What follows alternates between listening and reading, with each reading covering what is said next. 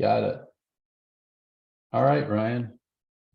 Looks like we've got a pretty decent Turnout. I'm going to start the clock to make sure we don't run long. I want to keep this thing tight. That's my promise to you guys, or our promise to you guys. I will get let's get the script pulled up. So one thing before we get started, if everybody can, and I know it's not convenient for everybody, but if you guys would, if you would activate your screens, I feed off. I don't know about Ryan, but I definitely feed off of the response of people in the audience. And it's nice when you do these things live, but if we don't have the benefit of doing them live, it's really nice to see people's reactions. So if it's not inconvenient for you, or you're not uncomfortable, if you could liven up your screen, it would be hugely appreciated. Elizabeth, good to see you. All right, Ryan, I'm pulling up the screen and then I'll be ready. All right. You ready to get started, Ryan? You want to Let's do it. It's 10:01. Yes, 10:01. Why don't you do a quick intro to the topic, Jim? All right, so today we are going to do a part 3 of our SB4D FAR bar and summary of the new legislation. We're going to do fake sellers and how they're hurting real estate transactions in Florida. They are real. And we're going to do perpetual listing agreements and MV Realty and how they're spoiling transactions. We'll do the perpetual listing agreement thing if there's time and people want, and if it doesn't go too long on the SB4D stuff. Ryan, why don't you introduce who you are? Yeah, great. Now, great to have everybody here. My name is Ryan Poole. I'm an active real estate agent, just like all of you. I've been doing this over 20 years. And then I also founded a real estate tech company called Realtor, which is online marketplace and social media platform for real estate agents. Cool thing is we have a whole different business model than Zillow. A lot of the other online marketplaces is it's free for the agents, and you can actually get leads off your own listings. Imagine that, and actually have buyers and sellers contact you organically through the platform. So it's awesome. Also, big thing too, connect with other service providers that are going to help you on your real estate journey, whether they be title companies like Jim, attorneys, inspectors, and lenders too. I really believe in real trade. I think it's the future of real estate, and I applaud Ryan for bringing this thing out of the box. It's the only place that realtors can go to build a real brand without going broke, without getting soaked by these platforms. So I lean into it hard. I think it's the future for sure. All right. And if I can say something, it's the only place where you can actually get online, and and Realtor does not take your leads. They enable you to connect with your leads. It's really a different animal than Zillow. If anyone hasn't heard of it, please get onto it, because I wish you would overtake Zillow and get. We're working on Elizabeth. We're working on Elizabeth. We're working on it. Thank you. Thank you for those kind words. Thank you. I really love the fact, right, that it's the best, it's the agent's best route to the double dip. I think that sells itself, and it's straight up truth. You know, if a buyer goes on there, they can see the selling agent, they can talk right to the selling agent gets the double dip. It's just, That's true. It's beautiful. All right, without getting into let's do a little intro on yourself, Jim. Do a little intro on yourself so people know. All right. So I mean, we know you're famous, Jim, but you know, share a quick intro. My name is Jim Brown. I'm a real estate attorney in South Florida, and we have a company called New Path Title where we close real estate transactions. And we have a technology company called Title Leap where we do technology to make realtors more efficient. And at the end of this show, we're going to have some time-saving tips for everybody, and we will go a little deeper into how realtors can become more efficient and make more money.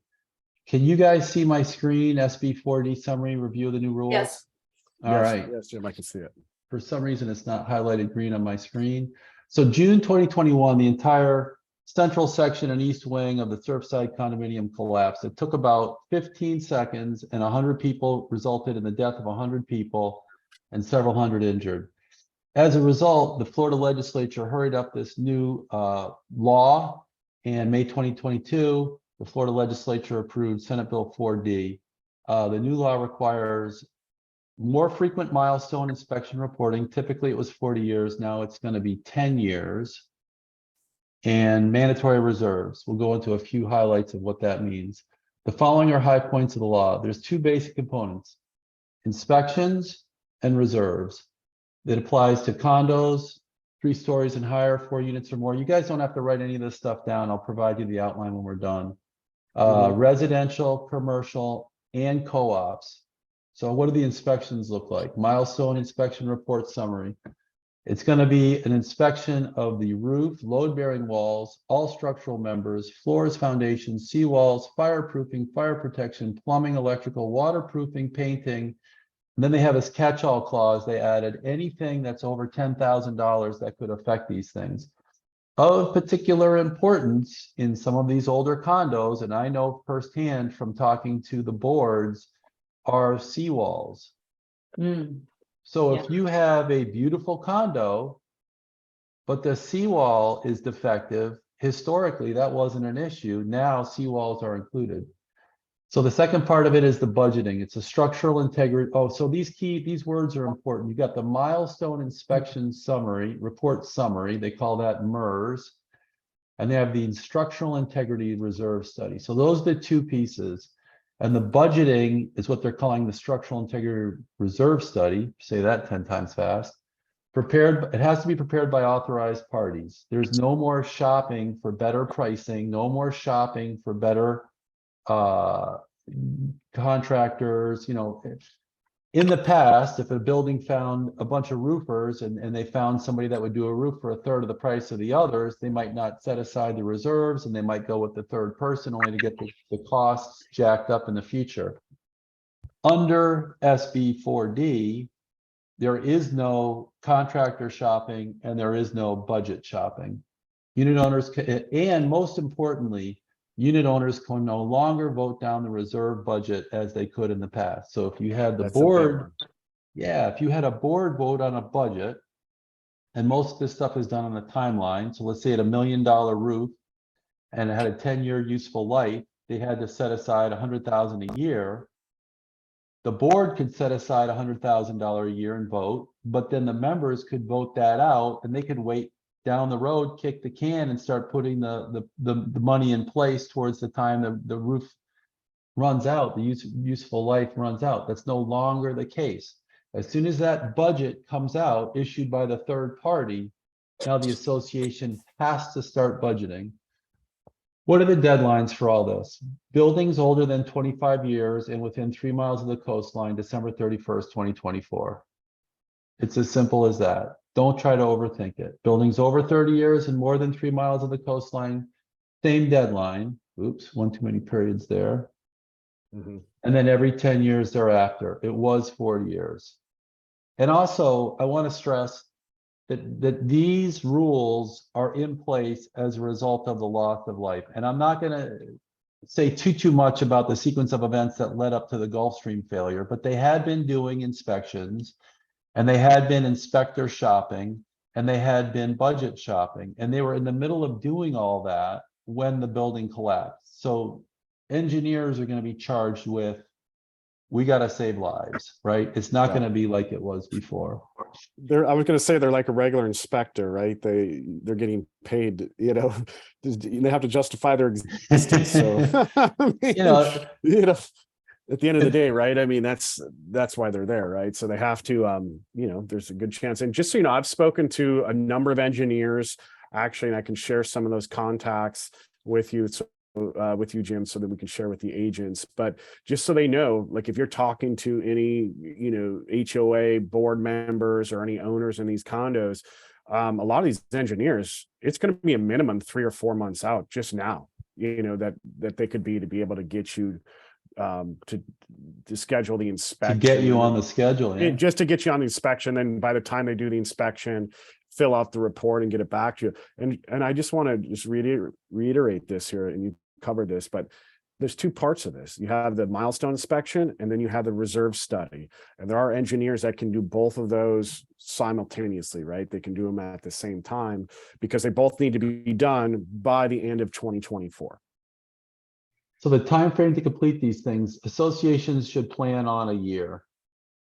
Like Ryan said, there's not enough inspectors. It's gonna take a long time to put these things on the books, execute. If they have to do phase twos, it's gonna only stretch out the time frame. So by the time you inspect it, assume there will be a phase two for most of these older buildings, budget it, get it approved by the board, get it on the agenda, get it voted on by the board. It's going to be a year-long process, and it's anticipated there will be shortages of these consultants. Once the reports and inspections are conducted, they must go by law to the association, to the unit owners, to the owner, and the owners must provide them the buyers, local government building offices, the Department of Business Practice and Regulation, and the association must post on their website and leave in a conspicuous place on the property. Yeah, part of that too, Jim, we just noticed actually just today, I think it was today or late last night, the condo writer now has been changed. So it's out there, you know, agents that are listening to this, the condo writer is there. Buyers are going to see it, that there is a milestone inspection report or the reserve study report, that's both those have to be shared with the buyers. Obviously, if they haven't been ordered yet or done, then you have to let the buyers know that as well. Can I say something, Ryan? Yeah, go ahead. They popped up just really quite surprisingly right on the condo writer. And so I'm one of the board members, and our building had been trying to avoid, pushing off the study. So as a direct result, our next board meeting, we're bringing it up. We've got to absolutely do it yesterday because everyone is going to wait to spend that money. A lot of people get caught in the middle. And there it is right there. Yeah. Yeah, we're gonna go over that in a second. It's amazing this is all happening at the speed it's happening. I've been on the condo, I've been on the contract writing committee in the past, and this stuff takes forever, but not in this situation. This is all happening fast. So once the reports and budgets are completed, the mandatory assessments will become public. The conversation between buyers and sellers will get a whole lot more complicated.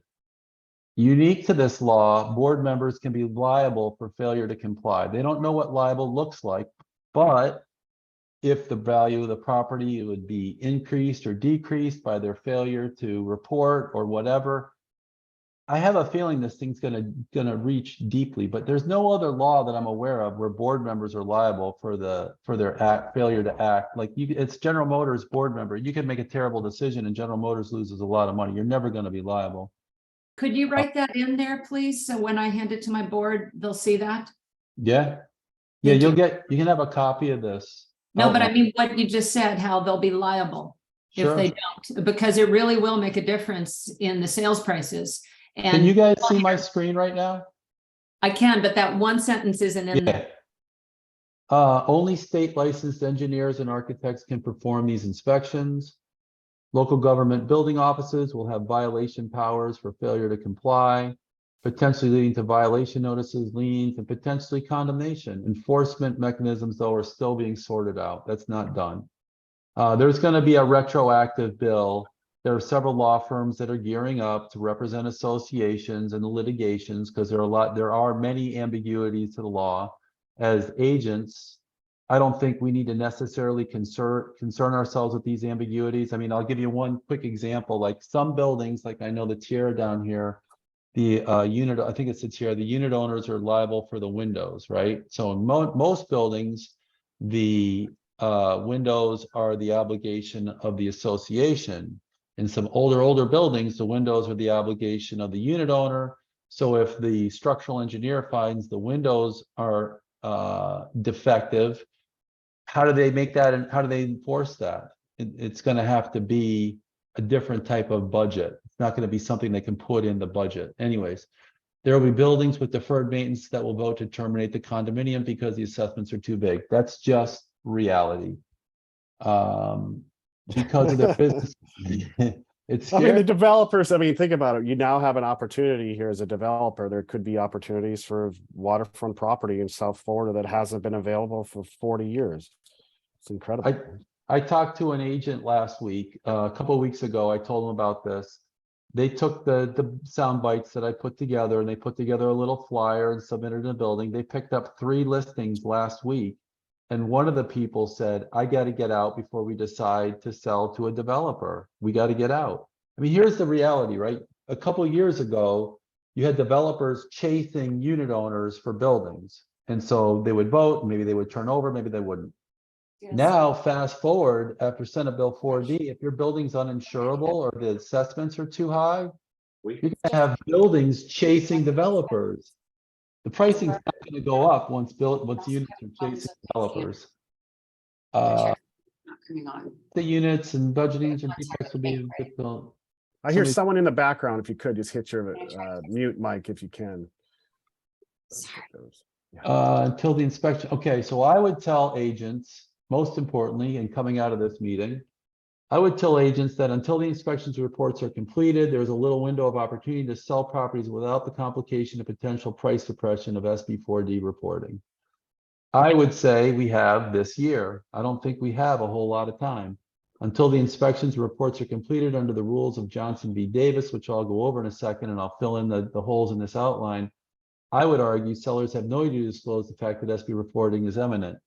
And that is going to be changed by the fact that we were talking about it earlier. This just came out in the condominium rider. So I'm going to have to modify my outline, but this is a 3/20/23. So this has been out yesterday. This was yesterday. I was looking at this 2 days ago, calling the Florida bar to see if I could get a copy, and they wouldn't give it to me. So this is the condominium rider. This was just released yesterday. What a timely show this is, Ryan. And here they have a disclosure about milestone inspection reporting summary, which is in the outline, and structural integrity reserve study. Yeah, it's at the very bottom. Yeah, there we go. Number 10. And so here you have a copy of the inspection prepared summary of the milestone inspection report as described in section D. So it's once it's been submitted to the association, section 10B of the condo rider now makes it mandatory that the seller disclose it to the buyer. And then there's another interesting conversation developing over tenants and landlords. And there's a section of the law that says that the landlord is obligated to provide a copy to the tenant. The summary has been, so once it's submitted to the association by law, now the sellers have to give it to all the buyers. And that's with regard to the inspection report. And with regard to the budgeting reserve study, you either have to report to your seller, you either have to report to your buyer that you're going to give them a copy of it, or that the budget has not been prepared yet. So now that this condominium rider is out, I actually have to revise my outline a little bit, because there's a section in here which we talked about. Realtors should also be aware that the addendum paragraph in the condo rider requires that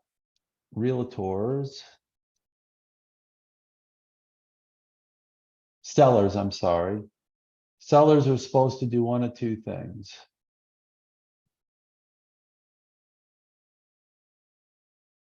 Where is it? For request documents. There, stop. All right, so sellers either have Janine, to, hold please. sellers either have to represent that they're not aware of any special assessments that have been levied by the association or that have been an item in the agenda or reported in the meeting minutes the 12 months prior to the sale. And if they aren't reported in writing to the buyer, then the seller is liable for them. So what I would say that agents should be doing is getting a copy of the agenda meeting minutes. I'm sorry, getting a copy of the meeting minutes and the agenda and putting it in your listing agreement documents. And then going back and saying to the buying agent during the process, just want to make sure you saw the documents that I listed in the listing agreement. The buyer's agent says yes, then you've done your disclosure duties. I would not recommend that you read every minute of the agenda of the meeting minutes and then try to recite them. or pick out the particular statement, just make it all available. Yeah, you're lying, Ryan. I've seen people do it. If you want to fall I mean- asleep, you I know. mean, you're laughing, but I've seen people do it. So you said to put down the, just the specific agenda that applies to this, or all of the agendas, kind of like a link to all the agendas? I would take every agenda that's been published a year prior to your sale and put it in the documents section of your listing. I would take every page of the meeting minutes a year prior to your sale and put it in your listing documents, and then send an email Yeah. to your buyer's agent during the process, or if you're representing buyers, conversely, you want to make sure the sellers are doing this, but just in your email to the buyer's agent, you say something simple like, just want to make sure you saw the documents listed in the listing agreement, and let me know if you didn't. I Right? would also advise putting it into one PDF so they can't conveniently say they didn't see one. Probably a good call.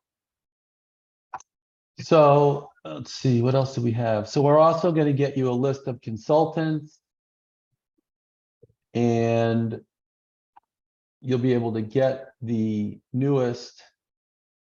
Oh, here's the Johnson B. Davis rule.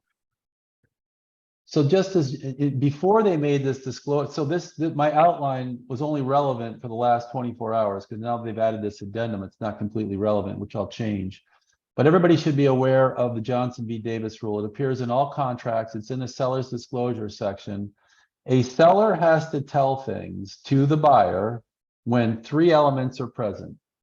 First, and it says right there, the seller knows of no facts, so that the seller has knowledge. That's the first element of Johnson v. Davis. The second element is that the fact materially affects the value. And then the third element is which are not readily observable. The reason I would tell you that sellers don't have to tell buyers about SB4D is because it's readily observable. Does the seller have knowledge? Yes. Does it materially affect value? Potentially, yes. But is it readily observable? Absolutely. It's law. It's published. It's in the media. So the seller is not under a duty to disclose the presence of SB4D to buyers. You have anything you want to add to that, Ryan? Otherwise, I think I'm pretty done. Yeah. No, it's you know, as agents, right, we want to be on the up and up on everything, and you know, we still want to help the sellers sell their properties, and we still want to, you know, represent the buyers the best way we can. And you know, according to Johnson B. Davis here, you know, we share the meeting minutes, we share the condo rider disclosure, we tell the buyers that, hey, you know, they have not ordered their milestone inspection and their reserve study yet. You know, I mean, it's up to that point then to the, you know, to the buyers to come to their own conclusions. If buyers don't read the contract documents closely, and they can't come out of the woodwork last minute and say, we didn't know. The only thing that I would caution you to is make sure when you're representing buyers, make sure when you're representing sellers that you're aware of all the disclosures that have to be made, because you're going to find buyers that are going to go run to attorneys at the last minute and say, I want to get out of this deal. And there's an old law called Pine Tree, and Pine Tree simply says that if buyers aren't aware of the assessments or the costs or the charges to be levied under a condominium association, then they can get out of the contract at any time up until closing. And there's a difference between a condo disclosure and the townhome and the homeowners association disclosure. We won't go into that here, but just remember the condo disclosure requires that you scour or make the buyer aware of the meeting minutes and the agenda items a year prior to the sale, and the homeowners association disclosure does not. Mhm. All right. Big problem we're having in Florida, transitioning into the second topic. Big problem we're having in South Florida. We're having in all of Florida. Fake sellers. Fake sellers are a real problem. Seller fraud is huge, and the bad actors are getting more clever every day. The single largest dollar source of title insurance claims are fake sellers selling land they don't own. It sounds like it should be an easy to identify, but the schemes are elaborate and the bad guys are getting better each day. I mean, as a title agent, we might make $3,500 a file. As a bad actor, you're going to make 350 grand a file. Who's better equipped to perform the transaction, the bad guys or us? It's the bad guys. They're making tons. The trend really emerged in the fall of 2022, but it's only getting more and more frequent with no signs of slowing down. In our office alone, we've uncovered several stake sellers in the recently and heard of similar horror stories from several others statewide. I would say we probably, I think Tajay was online. I think we've uncovered 3 or 4 fake sellers ourselves in the past 3 or 4 months. It's happening. The real problem is only the bad guy gets paid, and it's a long tangled mess for the buyers and the lender's agent and the title agent, buyers, lenders, and the buyer. And let's not forget the realtor who worked their butt off and not get paid. What do you look for? So here's the signs of a fake seller. You guys can get this outline. You don't have to write this stuff down. But if you see any of these things, they line up, you want to do some additional investigations. We'll go over what those additional investigations are. So it's vacant land or a home, usually selling below market value. There's no mortgage or a small mortgage. In any event, there's a big payment to the seller, right? So it could be a big mortgage, but there could be a lot. There's just got to be some room to make it worth the bad guy's while.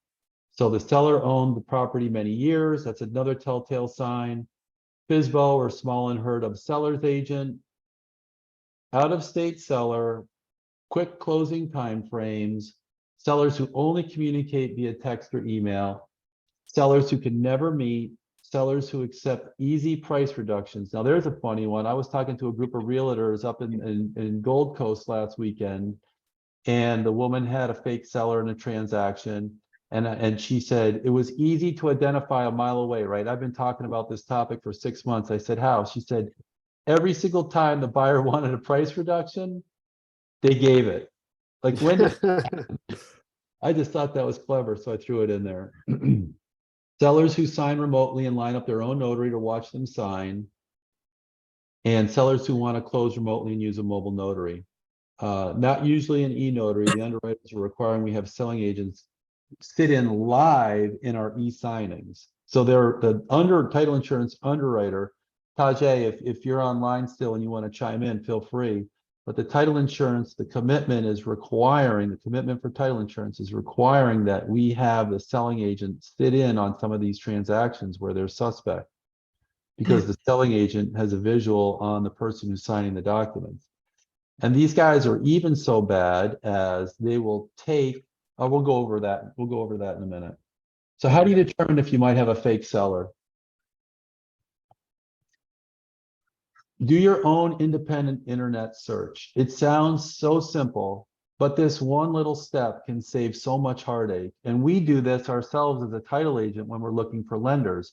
If somebody sends us wiring instructions for a lender, we'll actually go to the internet for that lender, find a phone number for them, call and confirm the wiring information. Obviously, you never want to use the phone number provided by the potential bad actor to confirm they're a good actor. So you want to go to the internet, you want to find an independent phone number, and you want to call it.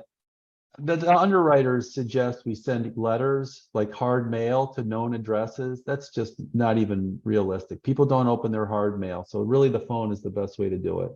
Get the seller's phone number, call them and confirm that they are selling their property. It's that easy. Hello, this is Ryan. I'm calling from New Path Title. Just want to make sure you're selling your property. Or I'm calling from, the real estate brokerage that you work with. Just want to make sure you're selling your property. You would be surprised the stories. I read an article last night of the people that they call over and over and over that have no clue. And again, none of these facts here say that you don't have a real seller. It's just you add up these things and then you want to start doing now the next level of inquiry.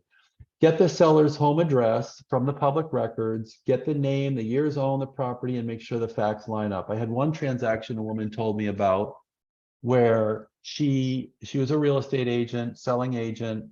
Oh no, she was the buying agent. She said, hey, my broker requires we get IDs from everybody. The agent sent over a copy of the driver's license. The seller sent over a copy of the driver's license, and it showed that the seller was 30 years old. And she looked at the property had been owned for the last 15 years. Red flag. So it's easy to tell. If you can collect the facts and line up stuff like that, it's easy to tell you have a bad seller. Always tell your title agent if you have concerns. It sounds so obvious, but I was lecturing a bunch of agents last week, and this woman says on the call in front of everybody, I had a feeling they weren't the real seller, but I didn't tell anybody. And I'm thinking, what? So I can't stress upon it enough, you guys, right? Some people view the title agent potentially as not their friend or ally. Like, we're all working together, you guys. I want to make sure you get your commission as quickly as possible. I want to make sure the file closes. We work our butts off here to make sure all our files close as quickly as they can. But if you guys see something that doesn't look right, don't hesitate to chime up, say something, let us know, and we'll take it to the next level. It's a team effort. We all have to work together. Is there something you wanted to add, Ryan? No, I mean, I haven't had this happen in my career, but I know I've spoken to a couple agents that have had it happen. So, I mean, what a great outline. I mean, it's pretty simple. Just find out who the seller is in the public records and, try to reach out to them. If your property has any of these telltale signs, take that extra 15 minutes, half an hour, and do that little search. It could pay off in spades. And it's amazing when I talk to people that this stuff is happening more and more and more, and it's a relatively recent trick. We're 31 minutes in. Do you guys want to go into the third topic? Do you want to call it a day, or do you want to keep going? Keep going? I think we talk about the MV Realty because I've actually had this happen personally to me. So this is before my Jim Brown days, but this was a couple years ago, but it's still relevant because they have a lot of these perpetual listing agreements signed out there, guys. And let me tell you, it's a huge surprise if you have one of these happen to you. Can you guys see my outline? I saw and it could cost you thousands of dollars like it did me. So it ended up costing me. Yep.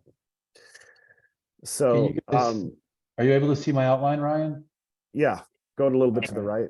Yeah, go to the right a little bit. There you go. All right. Perfect. So MV Realty homeowner benefits agreements are frustrating realtors and hurting home sales left and right. I cannot tell you. I heard of this last summer once. I actually bought a property myself, benefit homeowner agreements. And then all of a sudden, it's like the floodgates open. And I don't know if Tajay is still listening. He's on our team. But we've seen several of these things in the last, I think we've seen 6 transactions with these things in the last 10 days. That's like almost one a day. Well, here it is. Here it is too. Just so people know, is this MV Realty that signed these perpetual listing agreements. We're doing this years ago, Jim. You know, they were doing this like 3, 4, 5 years ago. 4 years ago. Yeah. They had they had all these sellers signing these perpetual listing agreements. They give them money up front to sign and say, hey, we'll sell your home in the future. Of course, a lot of these people forget about that. Right. So they forget about the agreement that they signed. So go ahead, exactly. Just give them like a quick overview of what it is. So basically, well, the worst part is I've seen realtors like Ryan was alluding to give up thousands in commissions to make these things close because the seller just says, I'm not going to close. You should have told me this, right? And who knows about them. Basically, the agreement works like this. MV typically finds financially vulnerable homeowners, pays them $300 to $5,000, usually towards the smaller end. The majority of the ones that I've seen, they only paid $500 or around $500 for, and they get them to sign an agreement giving MV the exclusive right to list their home regardless of when they sell. The agreements are then recorded in the public record of the county where the home is located. Years go by, sellers forget, and the seller calls a listing agent. Sounds natural, who works their butt off to list, show, and contract. They send the deal to the title agent, and then the fireworks begin just before the closing. That's the worst case scenario. Here's a copy of an MV agreement that we just most recently found in the public record. This is all going to be in the outline you guys have. This is what you want to look for. Your title agent's going to find it for you. It's going to be in the commitment. I don't expect you guys to read the commitments, but when you see them, when you hear about them, this is what they look like. This particular agreement was a deal our office was closing. The payoff value to MV was 7.5% of the sale price on top of the 6% they were paying the seller and the buyer agents. This one's still being sorted out. It's an investor, and the deal was brought to us by the buyer, and the seller seems like they're a little desperate to sell. The house is in extreme disrepair, but it's going to be an issue. We had another listing agent recently split a $17,000 MV fee at the closing table with the buyer's agent after the seller refused to close. And unless the agent's kicked in, right? Don't you love it when your clients tell you you got to kick in? You're the only one making money in this deal, right? That just drives me crazy. These things are really bad. MV is operating in 33 states, through 500 agents. There's 9,000 of these things recorded in Florida. Wow. Encumbering 1,500 homes in Palm Beach County alone. Chances are, if you've not seen one yet, you will soon. These agreements hurt homeowners in so many ways. You can't sell without paying off MV. You can't refi without paying off MV. Now, recently, the state's attorney general, we'll get into that in a minute, but if the sellers forget they sign an MV agreement, they will owe 2 commissions at the closing table. And the seller who find out about the agreements and try to get the MV to list sale reporting. Okay, so some sellers, once they've gone through the whole process, they fire their seller's agents, and they say, there's no way I'm paying 2 commissions. And this is dramatic for selling agents, right? They've gone through the whole thing. Now they call MV and they say, hey, we want you to list our house. We already have a seller. And the MV doesn't perform and provides little or no service. And that's part of a lawsuit I'm about to describe in a minute. But the reality is the people who have remembered about MV and gone to MV, they're reporting them because they provide little or no assistance listing and selling the property. What's the solution? November 2029, the Florida legislature, or November 29, 2022, the Florida attorneys general filed a lawsuit against MV to invalidate the agreement so homeowners can sell or refi without owing anything to MV. Several other states are in the process of filing similar lawsuits, but these could take months or even years to resolve. And Florida actually has a law disallowing realtors from using the public record to lien residential property for the purpose of collecting commissions. But again, despite these laws, it could take a long time to sort out. The best way to avoid these things is with title advance. The title advance report that you get up front will show these agreements. It's quick and it's easy. You just go to titleadvance.io, place an order, and you save your agents, a ton of time. Agents will save a ton of time, a ton of heartache. Have the conversations up front. Don't have them on the backside. Know what you're getting into. That's it, you guys. 37 minutes and 27 seconds into it. Well, that's great. I just want to touch on this myself, because as an agent perspective is, I got a referral for a listing, and honestly, the house was not in good shape. It was in disrepair. They were actually going into foreclosure. The deal was really tight to begin with. Property needed a new roof. There was a bunch of issues. I got the listing agreement, through the referral. And of course, we finally get a buyer, go to the closing table, and all of a sudden this MV Realty pops up. Well, the thing was, the deal was really tight. Because there was a credit for a roof repair that was given to the buyers.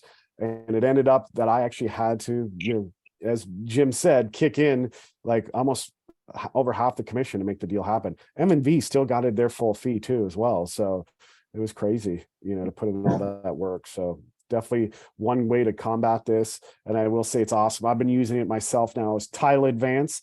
Every listing that I get, I use Title Advance, and you can go on there and titleadvance.io and actually request one. And if there is that MV lien on the property, that'll show up. So you actually know walking into what you're looking at on the deal, which is amazing, Jim. And I will say also that, as deals get tighter, right? We've seen a lot of pricing coming down. As deals get tighter, sellers forget that, and we saw this the other day, that those HELOCs have to get paid off at closing. They think it's just this credit line that's floating. It's not attached to the property. So when you're walking into the listing appointment and you have that conversation with your seller about what they think has to be paid off at closing, some of these deals are getting tighter and tighter and skinnier and skinnier. And I saw a deal the other day where I think I've mentioned this in the group before. The house was pink. and the numbers for the address they hung on the house were pink. And about 10 or 12 years ago, the house had been code violated for non-contrasting colors. And at the closing, a $77,000 lien had to be paid off for the ongoing code violation. Who would have thought of that, right? But had you had a title advance, besides the fact that the seller is going to say, you're the most prepared agent, you know, we're going to give you the job, nobody else came in with title. You're going to know ahead of time how to set expectations, and God forbid, as prices are coming down and lenders were aggressive over the last few years, you're going to have deals with skinnier and skinnier equity.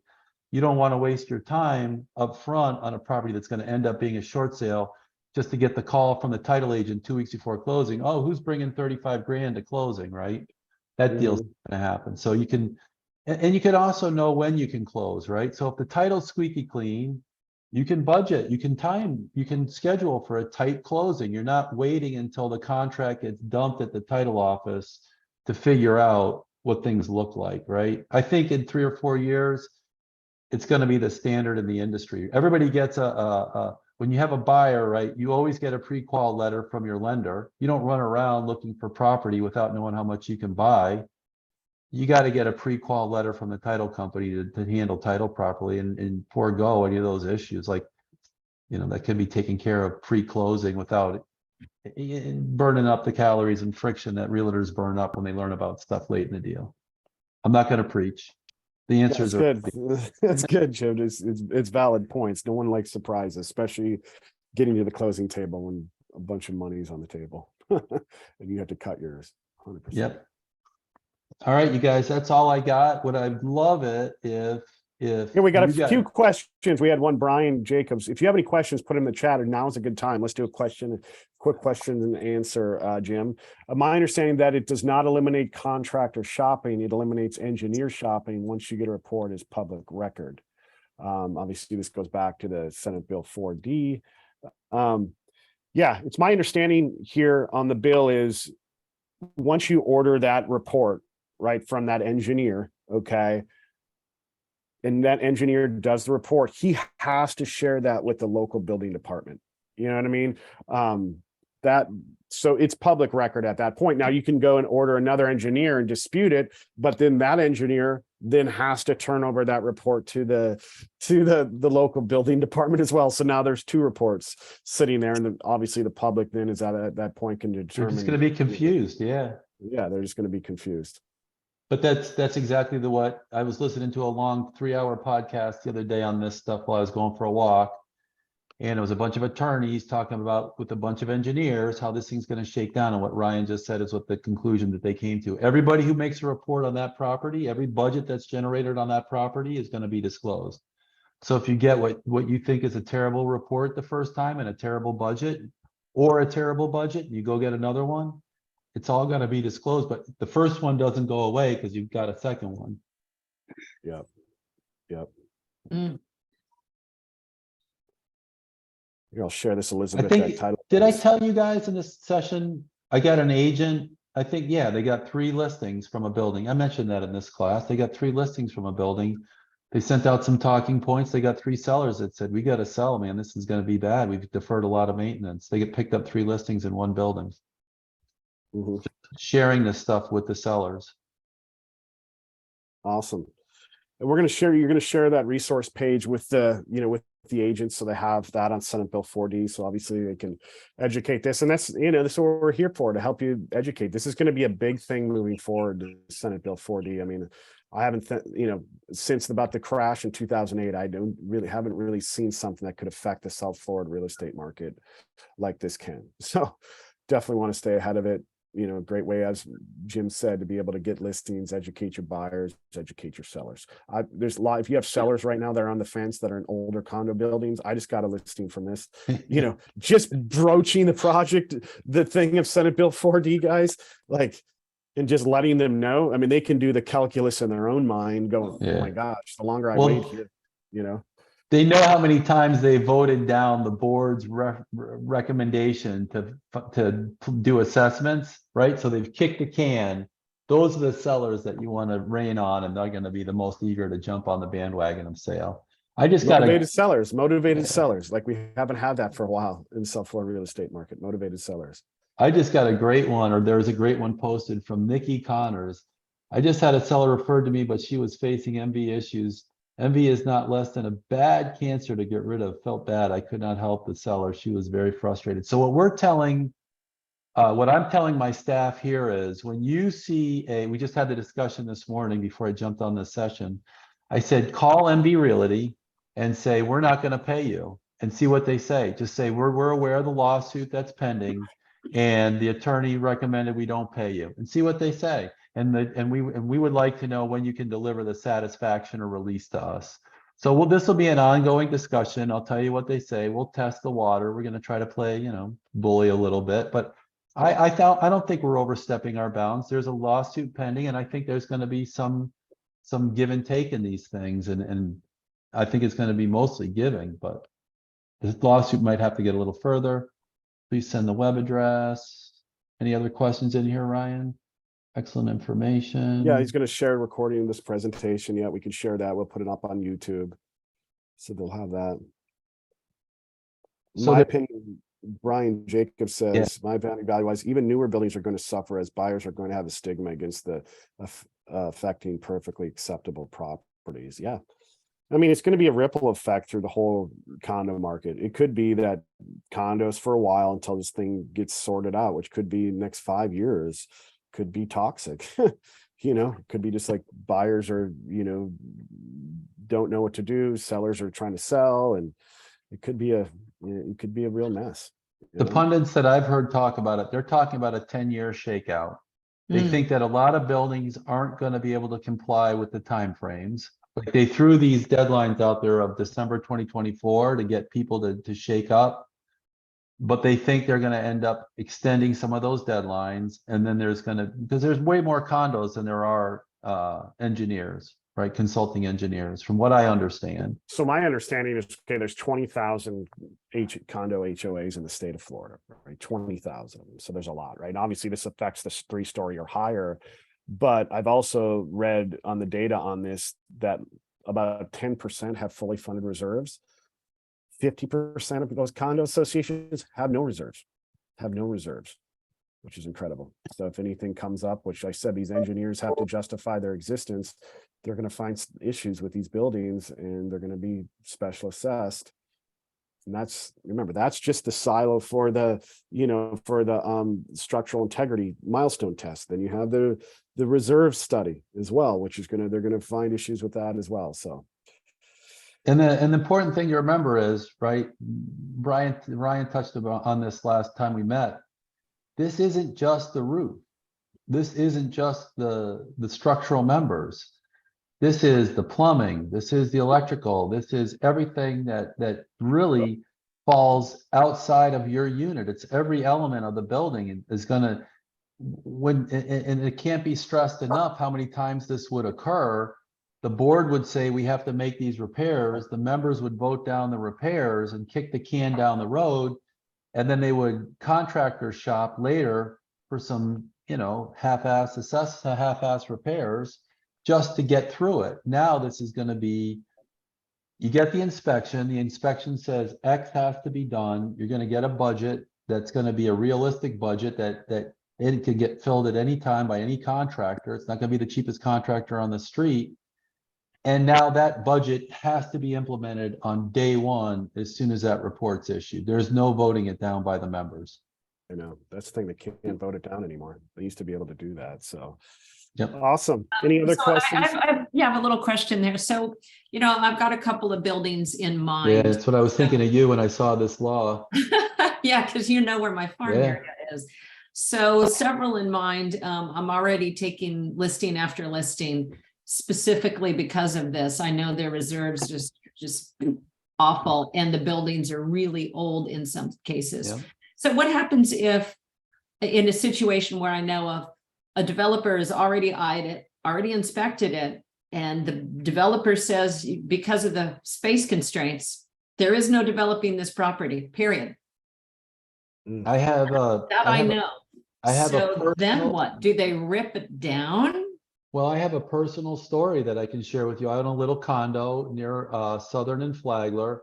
A couple of years ago, we had a developer in the heat of in the market where they wanted to buy the whole building, and they were going to pay 5 times what I paid for the unit, 5 times what I paid for the unit. And there was a couple of holdouts, and we didn't sell. Now with SB4D, they've tried to get a hold of this guy, and he's not coming back to the table. Right. This group. And so they're going to sit and wait for these buildings to be, so it's going to be a business decision, right? If you have a building where they continually kick the can down the road on assessments, because let's face it, you're 70 years old, you're only going to be in the building 5 or 6 more years, and there's 10 more years roof life left. And why are you going to start paying for the roof now? You're going to sell in 5 or 6 years, and there's 10 more years of roof life left. Now the Senate Bill 4D kicks in, and some of these buildings have $1 million worth of roofing, and now the assessments are mandatory. You're going to have a whole group of people that are going to not vote for the assessments. They're going to try to sell their units. They're not going to get the prices they want to get. And now what? I would tell you that they're going to vote to dismantle the condominium. And then what happens? The property can't, I guess the property can't be inhabited I know. as a But that's what I'm saying. Do they rip it down? Yeah, Well, I know. Or they Well, you condemn know- it. I mean, they condemn it, right? And I mean, if it's bad enough, they, the local, building department can condemn. what Well, the one is I'm it? thinking is definitely not bad enough. It's still adorable. But it literally, they cannot be sold to a developer because there's space constraints. Yeah. Well, And what- They're not gonna allow that. And the What- variances of going higher, right? So a lot of these Uh-huh. condos, you can only go so many floors, is that's part of their, of their building, requirements. So, the ones that can have some variance built in, I think obviously become more valuable, because obviously the higher the developer can go, the more property's worth. Well, you have to look at what is a condo. A condominium, and the other day, we just saw a docondominium, so we can have another discussion later on about docondominiums. But a condominium is a subdivision, right? Think about condominium like a subdivision that lays on the land. A subdivision that lays on the land, like Iron Horse or whatever, is a map that draws individual lots, and the state says, okay, these are lawfully subdivided lots, and as long as you meet these requirements. A condominium is the same thing. It's a subdivision of the air, as long as you meet certain requirements. If that building is no longer, if the building is no longer safe or structurally sound, obviously it's going to be condemned and not habitable, as revealed in one of these inspections. But if the business decision is made that we just can't afford to continue running the thing, Mhm. then the declaration of condominium has to go away. If the declaration of condominium has to go away, it's no longer a lawfully subdivided space. I mean, it's an abstract concept, but you can have a whole bunch of owners that don't have a specific unit. Like, you still have your membership owners, but they don't have rights to a specific unit because it's no longer, these are all issues that are going to shake out in the next few years. It's going to be a really interesting time in Florida law, but all interesting topics. I wish I had answers. Yeah. Yeah, and a lot of liability points for brokers and realtors for sure. Because, how Well- does one sell a unit where they think there might be a possibility that later on down the road, it's going to get ripped down? And so you remember along Flagler, when that building got ripped down, that's now going into to be Clara. I mean, they were never made totally whole. Wow. They just lost, the building went down, and so they got something, but they didn't get the full pop of what it was. And I'm pretty sure that, and I don't know this, I'm not an insurance agent, but is there an insurance for all of a sudden your building being condemned for financial reasons? I mean, Talk if about the- not being made whole. If the unit owners continually voted down assessments to maintain the building, I can't imagine a remedy that's going to reward a bunch of unit owners that continually voted down assessments for good maintenance, right? I'm more Then- worried about the new buyers because we're listing and selling agents. So we're worried about the people we're helping now today. I think you just have to disclose. And I think sellers that want to sell, that are motivated to sell because of this pending situation, they have a short time frame before these reports are issued. I don't think you're doing anything wrong to educate owners and motivate selling to occur. I don't think you're doing anything wrong to disclose to, you're not doing anything wrong to disclose to buyers what the law requires you disclose. I don't have any problem with any of this. I think it's an unfortunate situation. I think it's necessary. And I think that I think the whole scheme is a giant off-ramp for insurance companies that were having increasingly difficult times insuring these properties. They had to do something, so they had to legislate around it. I mean, what's going to happen if your property has a phase 1 inspection and they require phase 2? And in phase 2, from what Ryan and I talked to some insurance agents and lenders, from what we understand, and Ryan, chime in if I say something wrong, if there's minor problems on one portion of the property, the whole property is going to be uninsurable. Like, they're not going to insure a portion of the property because a portion is defective. The whole thing is a giant house of cards from lending and an insurance perspective. Wow. Imagine you had a beautiful building with a seawall. That's bad, right? Right. Now you got an uninsurable building. Imagine you have a building with 6 units in it, but it's all one condominium and one section has problems because the problem with Surfside was that they had, back in the day, you didn't build buildings on pylons, right? Now you have, some of these buildings have hundreds of pylons going to the bedrock. Back in those days, the pylons were less frequent. They sat on the foundation. Well, just because the waves aren't lapping on the base of the building, right? Further inland, the groundwater is going up and down, up and down, up and down, and that action is slowly pulling earth away from the foundation. So imagine you have a 6-unit building and one unit has accretion. I forget whether it's accretion or eliction, but it's a term to describe the removal of earth underneath the excavating of earth underneath the foundation. Now the whole, you can't insure one piece of it. The whole thing is lawfully one unit. It's just going to be an interesting time. At what point did Floridians start using major amounts of pylons? I watched the crystal go up around the corner from my house, and it's a tiny little property. I don't know if you know the crystal, just north of Southern off Flagler. It's a tiny little property, 6 stories. There's a unit on each story. I mean, the thing is literally, how wide is it? 50 feet wide? Yeah, I know that building. 66 pylons in that one project with the tiny little footprint. I think I talked to a builder. I think the pylon thing is more recent than 20 or 25 years, and that's why they came up with that 25-year cutoff. Got it. It's been there So for anything pre-2000 could be suffering from accretion, and we just don't know it.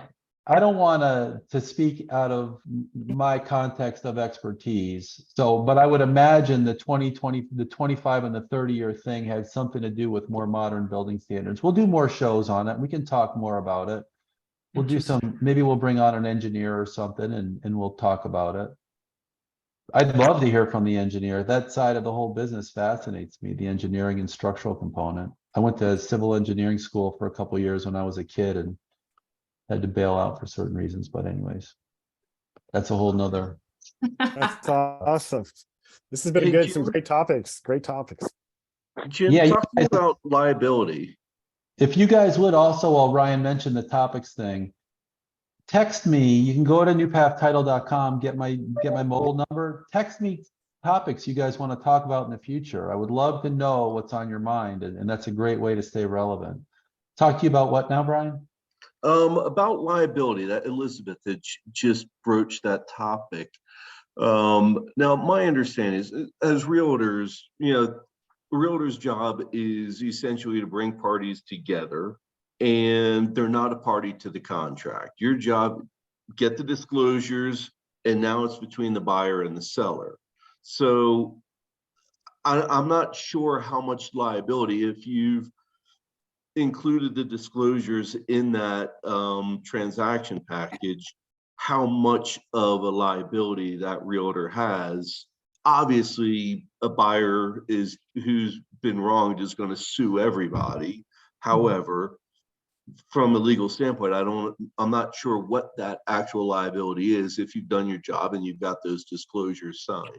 I would argue that you're dead on. I would argue that you don't have liability. I think the liability that Elizabeth was talking about earlier was director liability, board member liability. Okay. Both. Actually, I was talking about both because there's a building I know that can never be developed. When you say never developed, can we unpack that a little bit? What does that mean? The Sure. footprint's too So small? actually, developers approached me to approach a particular building. They did the study on the building. It could have been the ones that approached your building. So they did a study, a deep dive on a particular building, and they came to the conclusion that they didn't have enough, according to the new rules, enough ground space to bother ripping it down and putting something else up. It would never be financially viable, ever. So the footprint of the site was so small with setbacks and airspace rights, there was no business reason to develop the site. Correct. So they moved on. I mean, everything has a price. The problem is with regulation, you just start sliding down the price scale until a point where you can find buyers, and I mean, I Sure. bought a unit 125 grand 7 years ago, and the developer offered us 650, and everybody said yes, except for a couple of people, 750, except for a couple of people. And now we can't scare that buyer out of the woodwork for a fraction of the money. They're just sitting back to wait. Sure. I mean, that's just a true story. And there's a couple of other attorneys that own units in that building. They've reached out to that buyer and other buyers, and they're like, nah, we're just gonna bide our time. Mm. Well, fingers crossed. All right, you guys, we are 1 hour and 1 minute into it. Anybody have Thank you so anything they much. want? Now let's wrap this up, Jim. I'm looking at the questions. I don't see anything. No, we Right. covered a great width of topics. 4D, which is, I mean, we could spend literally 2 hours on 4D, Senate Bill 4D. But no, very relevant topics. I've had, MV Realty happen to me personally, and that's very relevant. Fake sellers, I have not, crossed my fingers, had that happen, but I know some agents that have. So hopefully we're giving you guys content you can't get anyplace else on the web. You're not hearing it from anybody else. And I love the concept of iron sharpens iron. And when I say that, I mean, like, realtors call me all the time for transactional support. You guys can text me 24/7 for any kind of transactional support you need, whether I'm your attorney in the transaction or your title agent or not. But definitely text us the stuff that you guys think is relevant. We'll make a show out of it. And anytime you guys are having friction, I guarantee you there's 100 other agents that are having the same friction. So we can all help each other. We can all elevate the profession. We can all make each other sharper, stronger, spend less time on our deals, more time making money. That's my goal. awesome, Jim. All right. Thank All you. right, yeah, thanks, guys. I was just going to say too, as an agent, I've been active, obviously, in my tech company, Realtor, which is awesome too. But I've used Jim here now for about the last year, especially Title Advance. Now I've been using that nonstop. It's actually saved me here from a couple of deals on a couple of listings that we had some things pop up. But the software Title Leap, I can't say enough good things about Title Leap. It's literally like a contract coordinator that you have when you close a deal with New Path Title that keeps track of all your drop dead dates, when the second deposits due, when the financing contingencies due, all those things. So there's no surprises, and it's right there in the open. I know as agents, we get very busy. So having those types of tools for free, mind you, is a huge value add in a great way that I love using, New Path Title Gym, and obviously the top software Title Leap. Can't say enough good things about that. Appreciate the plug. Awesome. All right, you guys, go out, get a ton of listings, text me 24/7. Let's close some deals. Thanks, guys. Thank you. Bye-bye. All right. Bye-bye. See you, man.